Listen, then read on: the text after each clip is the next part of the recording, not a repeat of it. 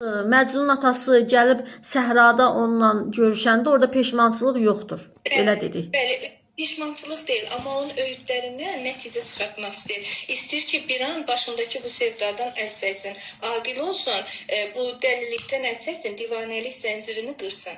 Atasının dedikləri bir an ağlına batırdı. Ağlına batır. Ağlına batır, amma peşman olmur. Eşq şəhriyarı, o artıq ilahi bir eşq ona elə ki, eşq ona yəni sirayət eləmişdi də, eşq şəhriyarı təzdən gəlir. Eşq mənim deyir, daxilimi də, xaricimi də, hər tərəfimi tutub da ondan sonra söz. Bəli, bir də ki, onun atası ona deyir ki, sən gəl mənim varıma, dövlətimə yəli elə. Bunlar, sən deyir, Leyli sənin olsa, nə olacaq ki, sonra yəni itirəcəksən də, yəni ölümlü dünyadır. Onda bir də Məcnun ona cavab verir ki, əgər ölümlü dünyadırsa, onda mən niyə var dövlət və sahiblik eləməyə çağırırsan ki, onsuz da o mənim də olmayacaqdır da, heç olmasa qoy eşqimi çəkim. Bu ağlamaq məsələsini bir də deyin Türkan müəllimə. Ağlamaq məsələsini. Deyir, mənim qəbrimin üstündə gələrsən, ağlayarsan, yəni formallə ağlamaq. Deyir, gələrsən, mənim qəbrimin üstünə ağlayarsan, deyir, onsuz da zaten sən deyir, fəryad eləyib, nalə çəkib hər zaman ağlamısandır. O deyir, mən deyir, kimsəsizliyimdən, kimsəsiz kimi ölməyimdən utanmayayım.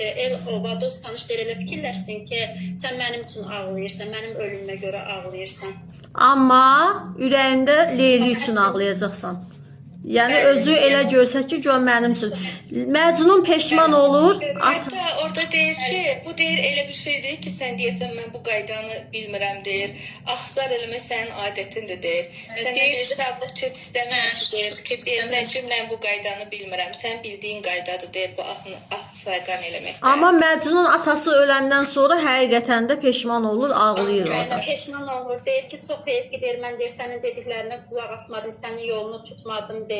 Və səndən nə deyir, mən sənin dediklərinə görə sənin dostun adlandırdım. O deyir, sənin dostun olmadım, sənin o dediklərin doğru, düzgün yol göstərməyini deyir, mən özümə fürsət bilib ondan istifadə eləmədim. Aha, bəli. Çox sağ olun müəllimlər.